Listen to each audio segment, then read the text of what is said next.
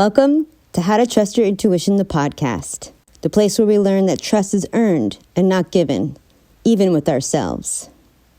I'm your host, Betsy LaFay. I'm a social worker, turned award-winning psychic medium, turned intuition teacher. And my school, Trust Yourself Intuition School, celebrated its 10th anniversary in 2023. Join us each episode as we interview thought leaders and luminaries in every genre. They talk about how and when they learn to trust their intuition. Most say they're still learning. What happens when they do trust it and what happens when they don't. Stick around as we all walk together down the road towards trusting our intuition. It is a joy to bring Veronica Grant to the show. Thank you so much for being here, Veronica. Thanks so much for having me. I'm excited. I can talk about money all day. So I know we won't, but I can. And money and intuition. And I can talk about intuition all day long. And what we said right before we started recording is, and we've seen this repeatedly on the show, many guests will talk about money, relationships, or creativity as the place where they have the most difficulty trusting their intuition. So can you please just share why we're even talking about money? Who are you? How can you help our audience? What are we here to talk about today? Yeah. So my name's Veronica. I'm a financial consultant for women who want to run their money so their money doesn't run them. And I like to talk about money in the context of, it's life. Like, yeah, we can talk about 401ks and Roths and like all the things that, yes, I do like to nerd out about. But also money affects you, your mental health, your happiness, your just general well-being. It affects your relationships, your relationship with kids, all those kinds of things. So I always like to, pull in those threads as well when we're talking about money. So we're really looking at the big picture. And I have to say, like, I love this work because I've kind of always been good at money. I know a lot of times in like the coaching world, it's like, well, I used to suck and then I learned this and then now I can help you. And it's like, well, no, I've actually always kind of been good. My friend sent me a meme on Instagram a few days ago where it was showing like the child versions of like all the different zodiac signs. And I'm a Capricorn, so, you might have already been able to pick that up. But in the Capricorn meme, there was like this 8-year-old like taking a pile of money and like counting it and like doing the thing. I'm doing the video. I know I'm not explaining it well for audio. But I'm making like, yes, that was with the money is what you're doing. Yeah. And I was like, oh my gosh, that was so me. Because when I was 10 years old, I started babysitting and, it was the 90s then. So I guess babysitters were younger then. Anyways, and I would just count my money constantly. I'm like, oh my God, look how much all this money I'm making. And I would save it and I would like strategize on how to like, do all these things with it. Anyways, so that's me. And it turns out, as I've learned, that money comes very naturally and easily to me. I understand it, even if there's like a concept that I'm not familiar with it and I read it, but I'm like, oh yeah, okay, that makes sense. And I learned that not a lot of people think about money like that. It actually feels very, in some ways, for some people intimidating and scary, for some people just confusing, overwhelming, all sorts of things. And so my hope is to ground, I do think my gift, especially maybe it's my Capricornness, but is to ground some like kind of more complex things that don't actually have to be explained in such a complex way so that the average person can not just understand it, but then also use that information plus maybe other information plus their intuition to then make a confident financial decision that's going to work best for them, as opposed to like what some financial guru is telling you to do on the internet. A decision that works best for them, that they can do confidently. Woo! Yes. Well, as you're talking, you mentioned the Capricorn thing once, and then you're talking, I'm like, but still, why do you think and then you mentioned the Capricorn thing again. And when you mentioned the Capricorn thing again, you like answered my question in a way. It just like hit because I am on the cusp of Capricorn and Aquarius. And so what that means is I have what you have, and that's what I do with intuition, explaining it in a way that makes sense. It's not like hidden or mysterious, but I also have that, oh my gosh, overwhelm Aquarius, like, oh, I'm flying around, like, this is crazy. So it's funny because I have both of those, but I'm convinced that being on the cusp with Capricorn is what is the only thing that's allowed me to be an effective business owner. If I was all the way in Aquarius, I don't even know if we'd be talking right now. So I'm really curious about how this work shows up. I know my experience is different from other people's, but as you mentioned, like I think most people, including me, understand accountant. We understand financial planner, retirement, stocks. Like even if we don't understand it, like we know what they are. And if we went in, we kind of know what they would do. So integrating that, people on this show are relatively familiar with intuition, right? What is, and then all of the social psychodynamics that you mentioned are amazing. What does the work look like integrating this? Or what is it that someone might bump up against that if they just went to a financial planner, it wouldn't work out? Yeah. So, yeah, there are different financial professionals depending on the area of finances we're talking about and what you want to do, right? So like a loan officer is going to help you with a loan, usually with a mortgage. That's usually what they're associated with. And then an accountant is really about tax purposes. So they might be able to give you some advice on how to categorize various expenses or what to, for example, I live in New Jersey, and in New Jersey, you can write off 529 contributions if you put it into a certain kind of New Jersey account. And so my accountant was like, hey, you have your 529 at Vanguard, but you might want to move it over to this new New Jersey account they set up. And I'm like, oh, cool. That's great advice. Thanks. Right. And that's more of like accountant territory. So financial planner, wealth planner, all of those types of folks, they're going to be more about managing assets and specifically investments. And usually that's retirement, but depending on your overall net worth and your overall like financial situation, it could be other investments and money there. And that is something that I find a lot of people feel like they should need, or just not should, that's not the right word, that they just need to do because it's so overwhelming, or investing is so overwhelming. So they just want to like have someone else do it. And I find that is kind of prevalent, especially in like the online space where it's like, oh, if it's not, something you're really good at, just have someone else do it, like pay someone else to do it. It's the advice, like pay someone to help you plan for your future. Yeah. And like, it makes like, in some ways, like it makes sense. Like if, for example, you're running an online business and you're not great at editing, it makes sense to pay someone like $30-$40 an hour to like edit your blog post, right? Or an email, right? But when we're talking about someone just managing your investments for you, we're talking about potentially tens of thousands, if not hundreds of thousands of dollars, depending on your overall portfolio size. So I think it's a different like situation there. We're not talking about hundreds or thousands of dollars. So I actually don't really recommend working with someone who's going to manage a portfolio for you.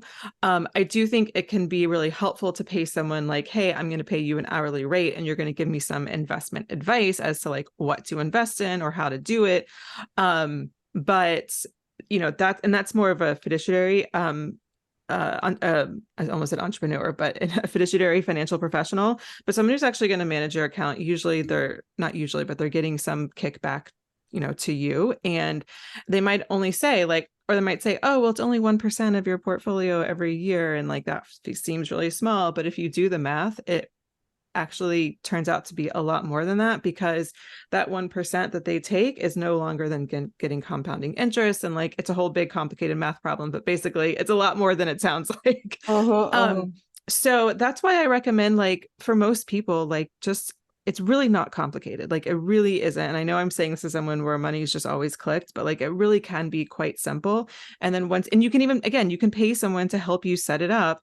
And then once you have it and you have like your auto draft set up from your checking account into your investment account, you literally don't really have to think about it again, depending on exactly what investments you buy, either like ever or once a quarter when you go through and you rebalance your portfolio. But that's more of like the advanced version. You don't even have to do that.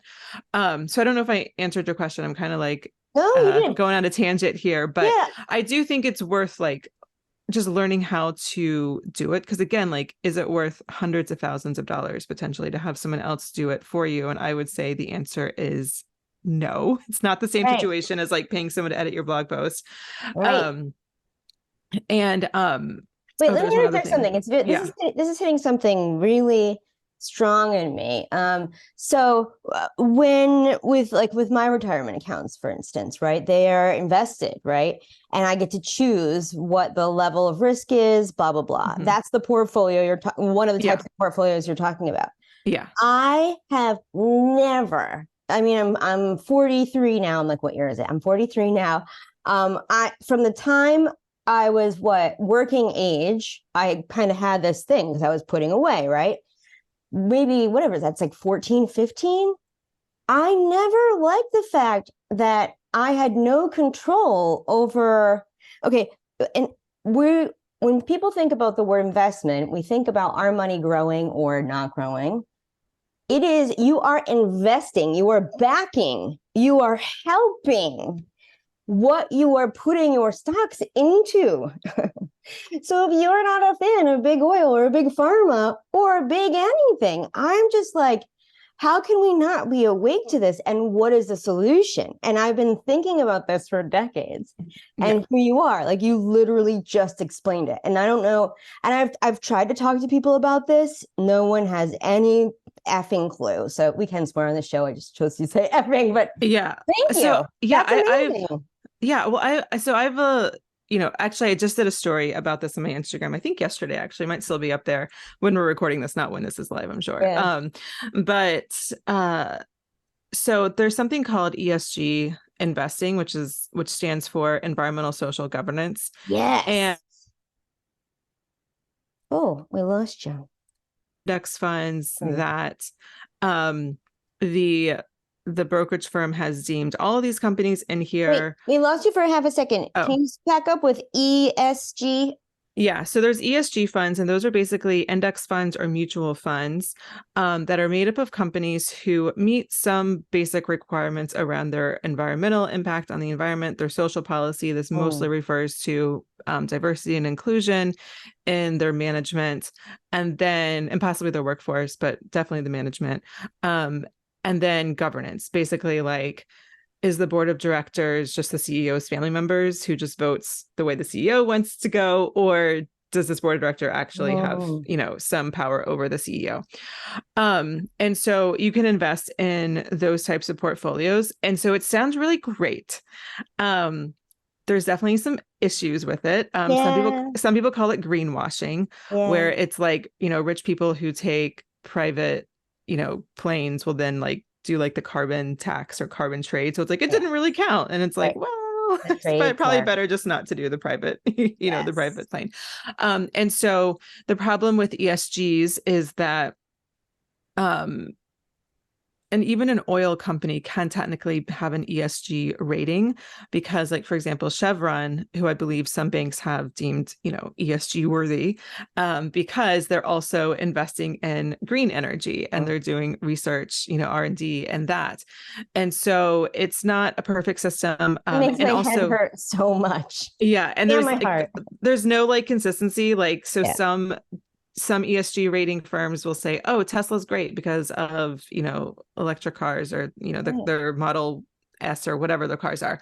And then some will be like, actually, it's like the bottom of our ESG list because the governance is terrible there. I have no idea what the social policies are like within the company. But so, some might say it's better than nothing. And some might say, it's a waste of everyone's time. And a lot of times those funds do go for more expensive rates, although you can get cheaper ones. And I definitely recommend, if you do want to go with the ESG, because in your mind it's better than nothing, which I totally support that. Definitely go for a cheaper one, because I think sometimes it's just a way for a bank to mark up or a brokerage firm to mark up. Oh my gosh, this is just like organic produce. It's just insane. We don't need to go off on that tangent. Let's talk about intuition, shall we? I'd love to hear about you trusting your intuition. And if it's not tied to this, it's okay. But a lingering question about your story, because I also saw it on your website. You're like, as soon as I started babysitting, I just decided to save half and spend half. And I feel like I don't know where they came from. I don't know if you know where they came from. Was it intuition? Does it have anything to do with this? That's kind of what I want to know. Yeah, I mean, I can only, I can't say it's completely intuition because, well, I definitely inherited some unhealthy money stories from both my mom and dad in different ways. One thing that I did always learn from my mom was pay yourself first, meaning like, save first and then figure out, how you're going to cover all your other expenses and the things you want to buy and all that kind of stuff. Oh. So I did, that I definitely learned that from her. And then it just, when I got the money, my first babysitting job, I walked home with like, I have to interrupt you there. I've never heard someone say this. pay yourself first. Yes. And I know you grew up with it, and I'm sure other people listening have heard of it or grew up with it or know about it. Okay. So I'm like, I had to like, there's like a delay there because I'm just like, wait a minute, what? So no, I get it. It makes sense, but just I have to concretize it for me.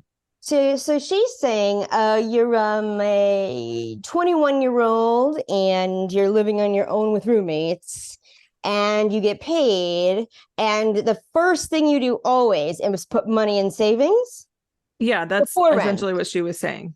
Right. Okay. And how much was she saying about, like, you do get? So that's the interesting thing. She never gave, like, if she ever did say like how much or what percentage, I don't remember it. Yeah. When I was babysitting and didn't have very many expenses as a 10-year-old, I was saving half. Obviously, most people can't afford to do that when you got other bills to pay. But I think one drawback of this was that I went from just being a good saver to being a really good hoarder of money and developed some scarcity because I was like, oh, but is this enough? Am I saving enough? Do I have enough in my emergency account? Like those kind of like fears and questions started coming up in my mind in college. And then, of course, after college. And so while I was always a good saver, I did always have some stress around, but is it enough? Like, well, what if this happens? Or what if that happens? So I think like if you were to Google how much should you save, you would probably find the number 20%. Like that's what a lot of people say. I think, a lot of people say, what is it? I forget the exact breakdown because I don't really do it, but it's like 60% goes towards your fixed expenses, 20% saving, 10% investing, and then the rest is like quote unquote fun money. I think those are fine numbers to start with, but I just like to think about look at how much you're saving, look at your lifestyle, and is that working for you? And like, what are you saving for? Like, you're not just saving for the sake of saving, like, because I think that does actually breed some of the scarcity because it's like, well, when it will ever be enough? Well, it's never going to be enough unless you have a specific purpose for what you're saving for. And we could be talking about saving for an expensive pair of shoes, if that's your thing, or saving for a vacation, or saving for a down payment, or saving for retirement, right?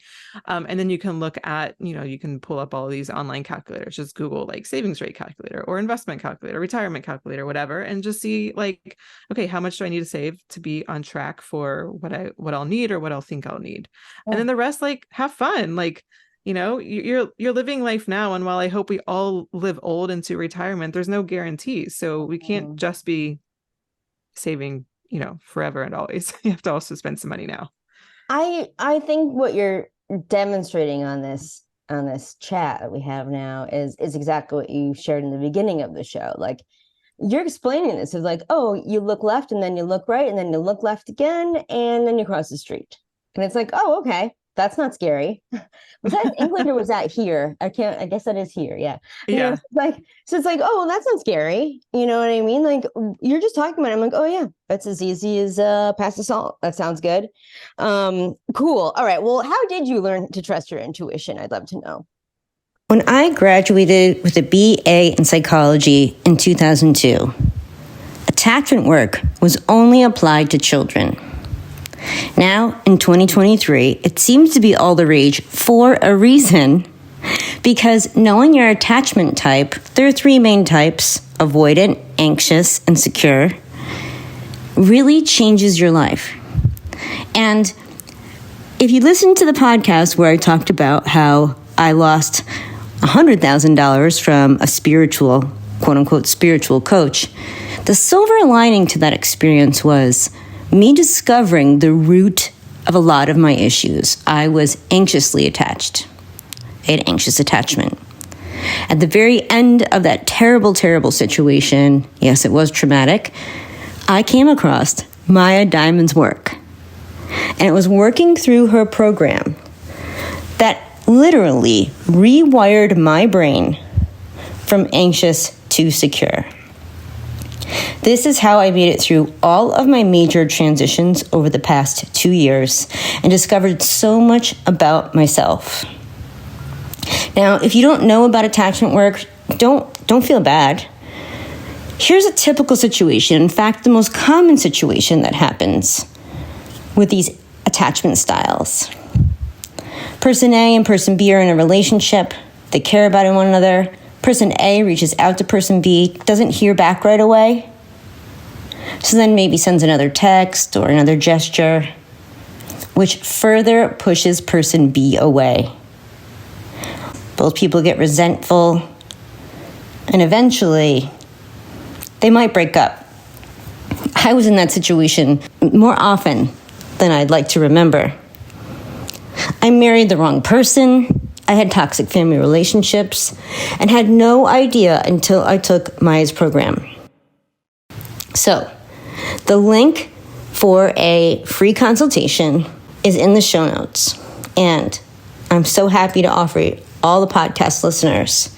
If you sign up for her program, you will get a free session worth $500 with Maya Diamond herself, one-on-one. That's just for How to Trust Your Intuition podcast listeners. Oh, that's a good question. So so for me, like, and I'm sure you teach this, like, to me, like, my intuition and just like being connected with my body are in many ways one and the same, because that's how I hear what my intuition is saying or not saying.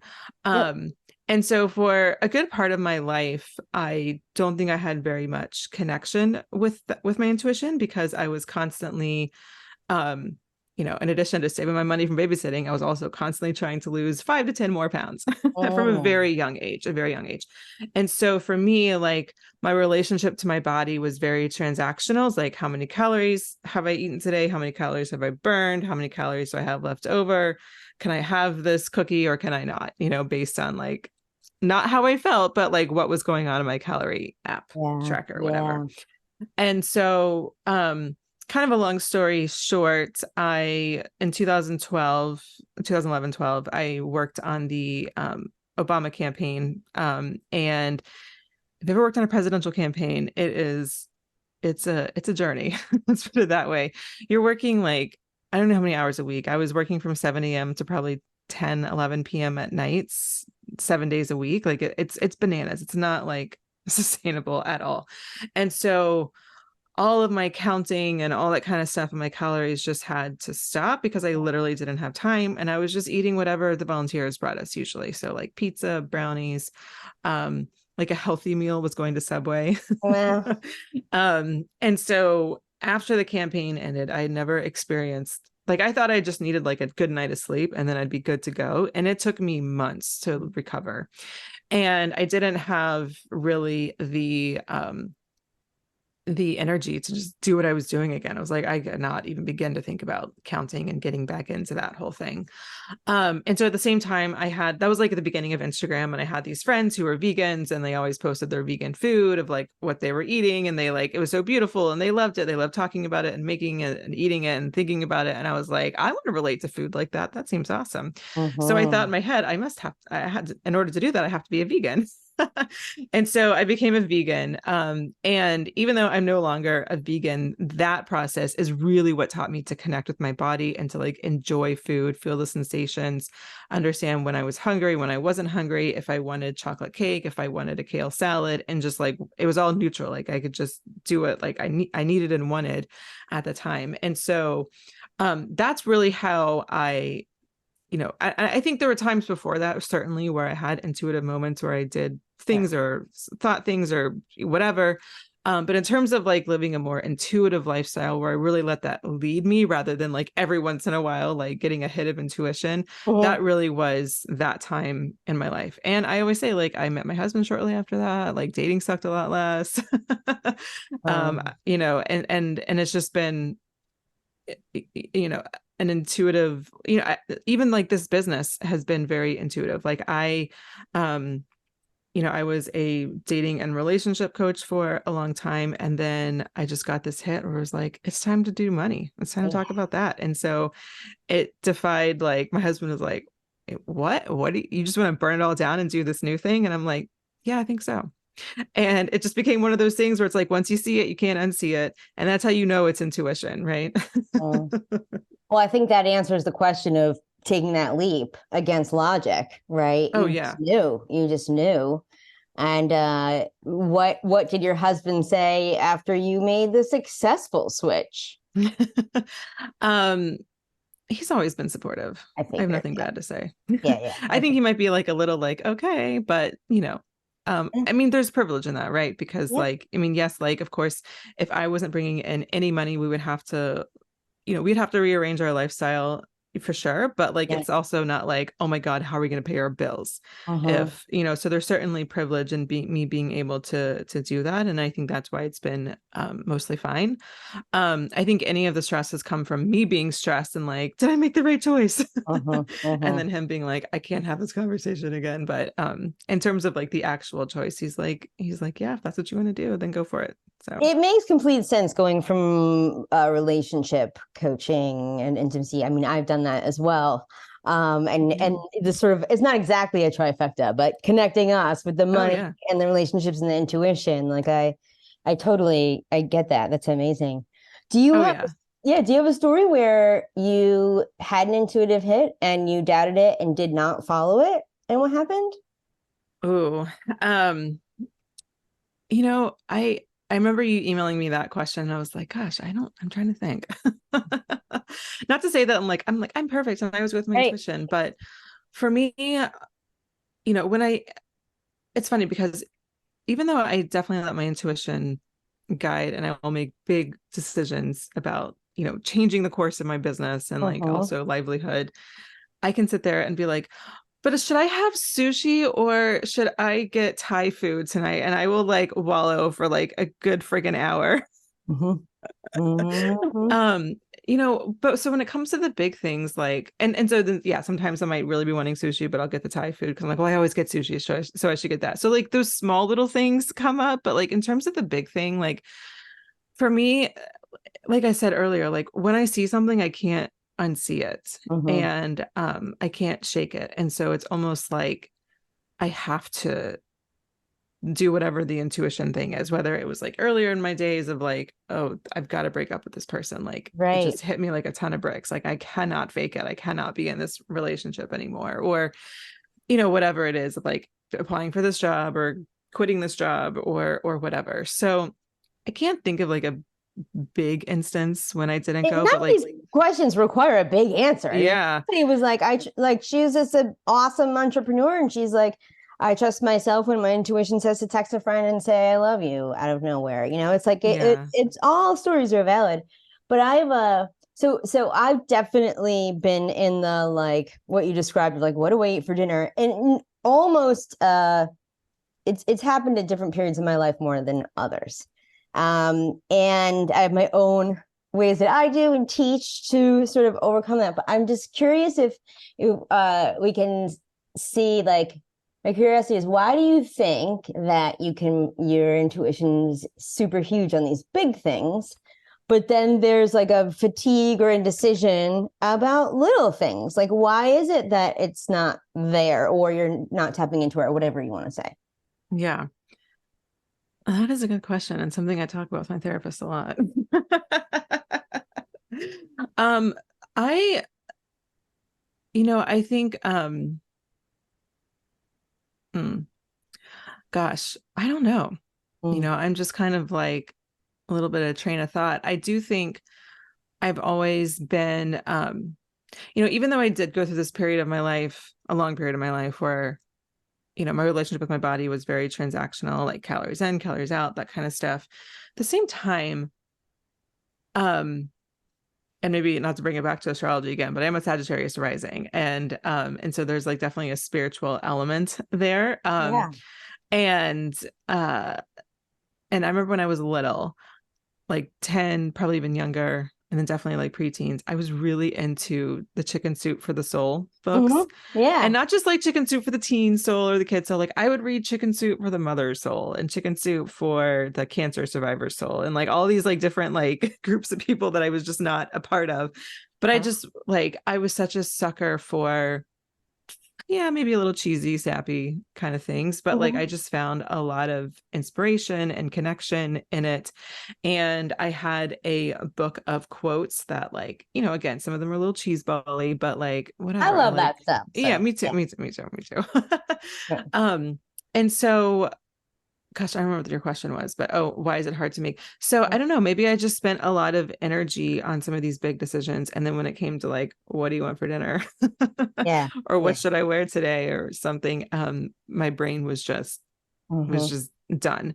I will say one thing that has helped, I just wrote a blog post about this and it's going to go out my newsletter next week. When it comes to money, is setting up like little rules or guidelines for yourself.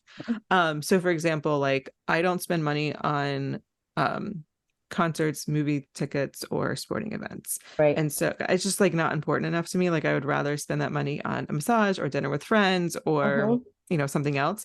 And so if I get invited to something like that, I'm always just a no. I don't have to think about it. Yeah. And so I think setting up these little guidelines for yourself or rules, and of course rules are meant to be broken. Yeah. You can always, it's not like anything's ever set in stone.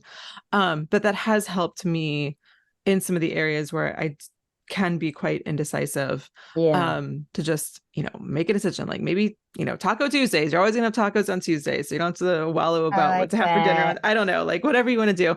But that really has helped me so that I have more bandwidth for bigger decisions or just like enjoying some of the, more space that I'm creating in my mental, emotional bandwidth.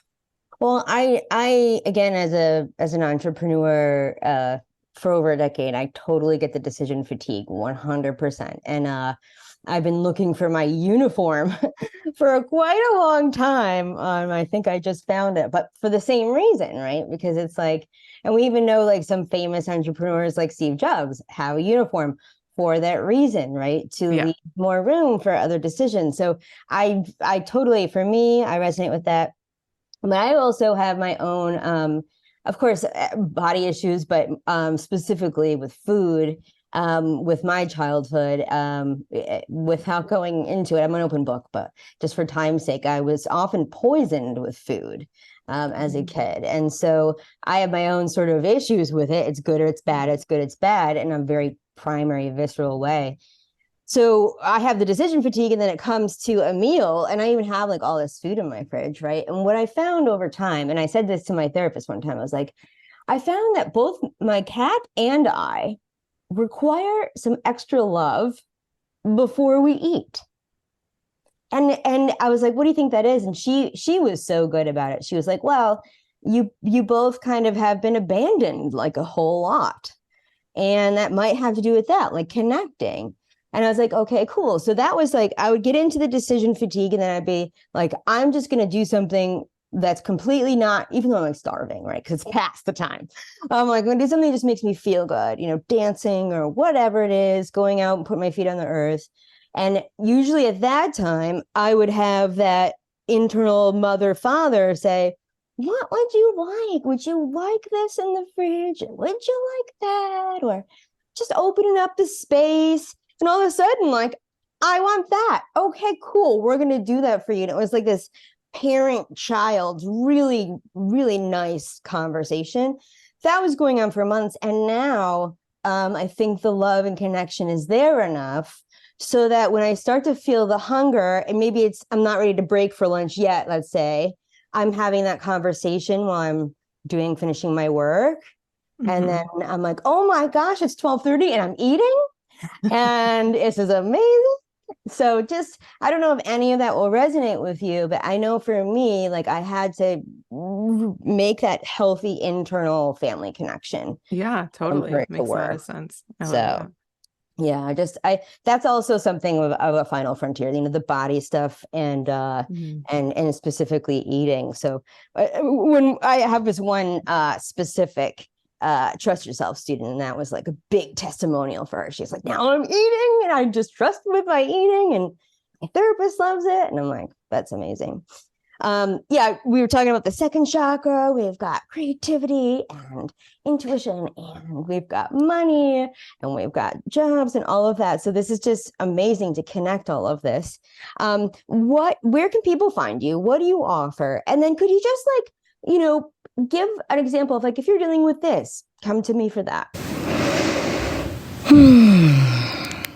You're all ready for your vacation. It's really hectic getting here, but you're seated in your airplane seat, looking out the window, and you hear the pilot come on the intercom. Good day, everyone. It's a beautiful day outside, 71 and sunny. As you're aware, to get to where we're going, we need to fly over that mountain range, and sometimes there can be a little bit of turbulence. I'm about 80% sure we'll get there safely. So buckle up, relax, and enjoy your flight. I know that sounds like an absurd situation, but when I put this in context of trusting yourself and trusting your intuition, and I ask people on a scale of 1 to 10, 10 being the most, how much do you trust yourself? 8 is a very high score when asking people. So if you fall on a 2 to 4 range, you're totally not alone.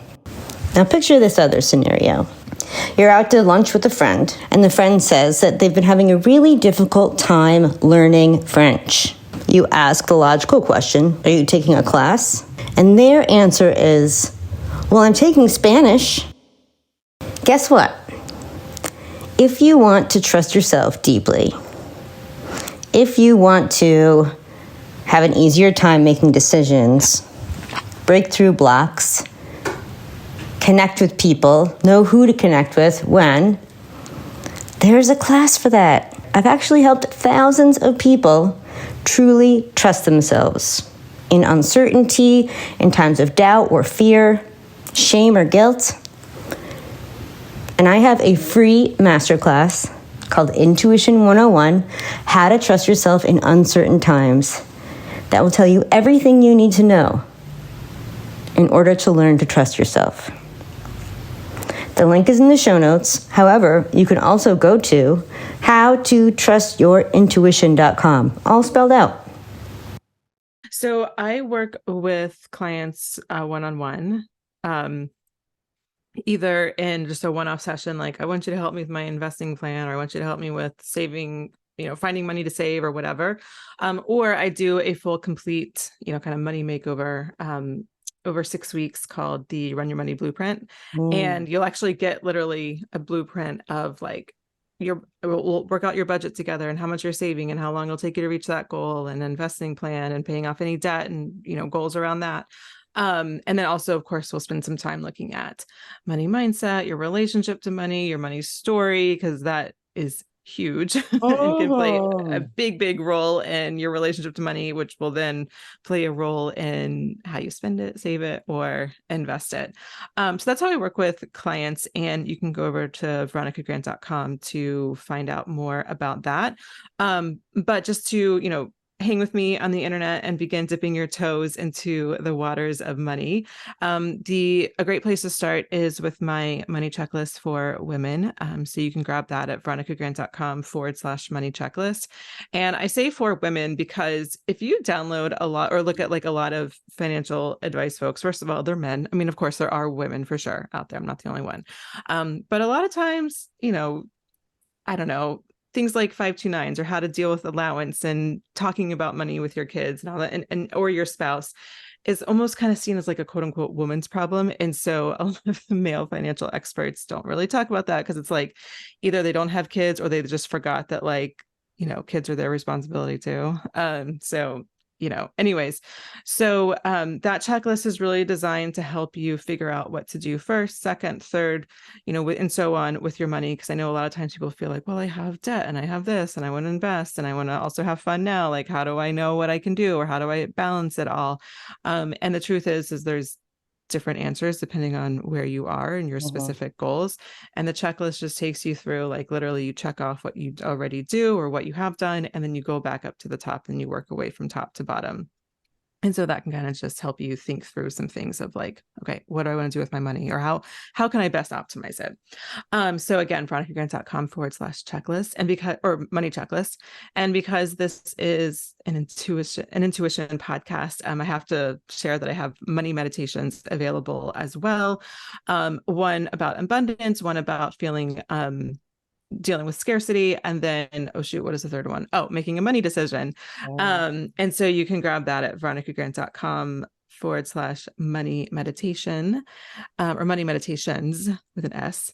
And then I'm on TikTok and Instagram, both Veronica E. Grant. And I'm posting videos and stories with like little mini tips on, various money topics. That is wonderful. I'll put all those links in the show notes. I'm going to grab that checklist. I think that's you answered my question. I was like, why for women? And you answered. I'm like, well, this makes complete sense. It really does. Yeah. 529s are like 529s and custodial accounts are like some of the most common questions I get. And I think part of it is because, again, a lot of people don't talk about it because they don't have kids, or they forget that kids were their responsibility, or right. Very like that.